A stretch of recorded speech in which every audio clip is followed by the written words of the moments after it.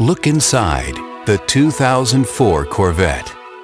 Every interior detail, from the superbly comfortable sports seats to the unique driver information center to the aircraft-inspired head-up display, is focused on one goal: delighting the driving enthusiast. One of the significant features of this engine is the all-aluminum block. It's basically a lighter weight and more structurally sound component that we've ever produced. The engine incorporates a 4-bolt head design that improves and aids us in head gasket durability as well as reduced friction for improved fuel economy. At the heart of Corvette, the legendary LS1 V8 engine. And that's just the beginning of this performance story. A novel front-engine rear transmission layout contributes to the spacious interior and Corvette's nearly 50-50 weight distribution.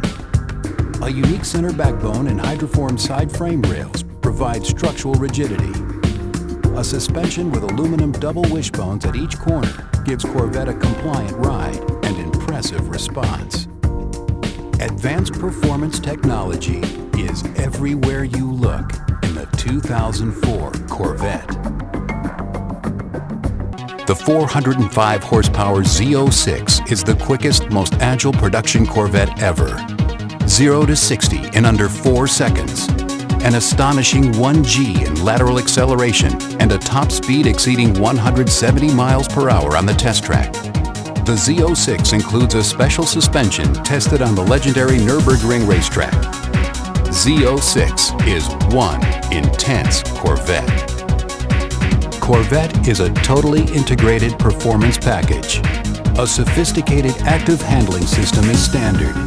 Traction control combines with massive disc brakes and 4-wheel ABS. The magnetic selective ride control system takes Corvette poise and balance to dramatic levels. This is one of the world's great cars.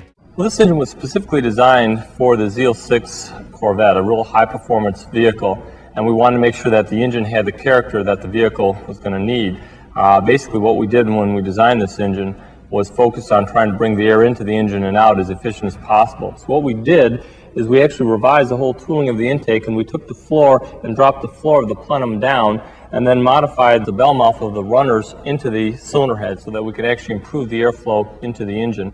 We've also improved the combustion chamber of the engine. We increased the compression ratio from a 10.1 to 1 to a 10.5 to 1. The exhaust manifolds have also been redesigned. They're actually a thin wall cast iron manifold done primarily to improve the airflow again out of the engine, out of the exhaust port, as well as add improved durability for this high output package. One of the enablers to obtain the higher speed capability of the engine was to manage the airflow not only in and out of the engine, but also internally to the engine. The way we accomplish that with this is as the piston is actually flowing down, it actually tries to displace air. And we need to put that air someplace. And right now, as the piston flows down, what we've done is actually cast passages, slots, in the actual bulkhead of the block. And as the piston comes down, it displaces the air to adjacent cylinder bay. And therefore, we don't have that resistance, nor the air going back down into the crankcase and aerating the oil. We also expanded the whole bandwidth so that the vehicle is good from off the line all the way through 6,600 RPM. It's a real performance-oriented engine for that performance vehicle. One key feature for a high-performance engine is the camshaft and valve train. In fact, I consider the heart and soul of the engine. It really gives the character of the engine. We wanted to maintain our top-end performance without giving up any of our low-end torque. We did develop a cam profile that increased the lift from 13.3 millimeters to 14 millimeters. To complement the cam's high lift, we hollowed out the inlet and exhaust valves, as well as modified the valve springs, increasing its stiffness. So it really makes a high-performance engine for a high-performance vehicle. Because titanium is approximately 40% lighter than stainless steel, using it in Z06's exhaust saves nearly 18 pounds. Titanium's anti-corrosive properties are also very good. In fact, the mufflers on your Z06 will outlive their stainless steel counterparts. The head-up display system takes the display information, puts it through an optical system, and projects it up onto your windshield. It's taken from aircraft technology that's been around for a number of years. The Corvette head-up display was designed to be able to accommodate mostly the performance driver. It allows the driver now to be able to see their tack, gauges, and other information that other head-up displays don't provide. There are 4 key components to your head-up display. The head-up display itself, the windshield, which contains a scientifically adjusted anti-lacerative layer which provides a nice crisp image for the driver, the instrument cluster, which provides the data to the HUD to keep it accurate, and the switches, which are located here on the left side of the instrument cluster. The top switch, or the page switch, allows the driver to be able to add and subtract format to their preference. The dimmer switch allows the driver to be able to adjust their image to a brightness level which they're comfortable. And the display switch allows the driver to be able to adjust the image and center it within their seated height. Some of the key things to remember when using your head-up display are to be able to keep your brightness down to the lowest level possible where you're still comfortable driving and you can still see the image. One of the other things is to try to keep your content down. For instance, if you're driving in the city, you may not want to have all your information up. You may want to limit it to just your speed. If you are driving under a high-pressure situation during a race, for instance, you may want to have your tach and your gauge information showing. There's really no special care required for your head-up display. If you do need to clean the lens, just use a piece of cloth and some household glass cleaner and go ahead and wipe the lens. Be very careful, though, not to press too hard. And a really good handling car that's also surprisingly comfortable. With this technology on board, it's able to handle even better, but now with quite remarkable comfort and ride isolation. With car held flat and stable, slow, well-controlled ride motions, it really is a pleasure to drive. Magnetic selective ride control keeps the car poised and balanced, giving the driver a greater sense of safety and security. The damper force, which opposes the motion of the road wheel, is controlled by varying the electric current applied to an electromagnetic coil contained within the piston of the damper. More current equals more damping force, and any modification to the current results in an immediate change in damping. At its heart is the magnetorheological, or MR, fluid dampers. MR fluid is a suspension of magnetically soft, tiny iron particles housed in the dampers. When exposed to a magnetic charge, the fluid viscosity changes, forming a near plastic state. With wheel position sensors at each wheel, the system literally reads and responds to every inch of the road and instantaneously adjusts the damper force on each wheel in response to changing road and driving conditions. It seeks to keep the body on an even plane. Watch how the body of the magnetic ride-equipped car remains more stable at high speeds over the same stretch of uneven pavement. Drivers feel less feedback from swells, dips, and contours in the road. Real-time damping systems have existed for years, but they have always relied on traditional mechanically operated shock valves. The breakthrough MR technology, with precise electronic control, represents the cutting edge of active suspension systems. In the past, we would have to come back to the garage, pull the shocks off, revalve the shocks, put them back in, go back out. With this new technology, we just pull over to the shoulder, open up the laptop computer, type in a new calibration, and drive around the block, hit the roads again, see if we like that better. It gives us opportunity to perfect a better ride.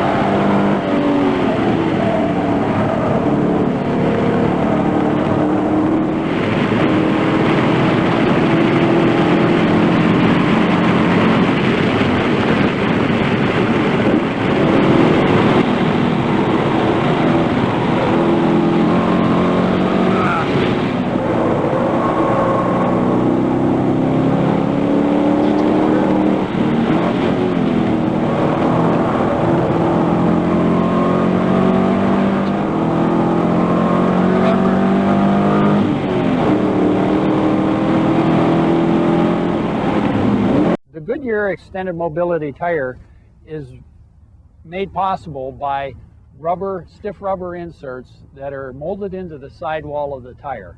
When the tire loses air, the rubber inserts pick up the load and continue to support the weight of the car. The benefit of these tires is that when you have a flat tire, you don't have to stop and fix it.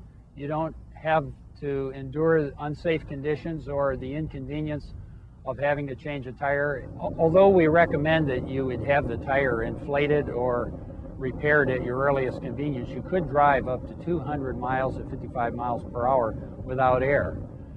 When driving on a flat tire, you may hear a rustling sound that's associated with the flexing of the rubber. That's completely normal.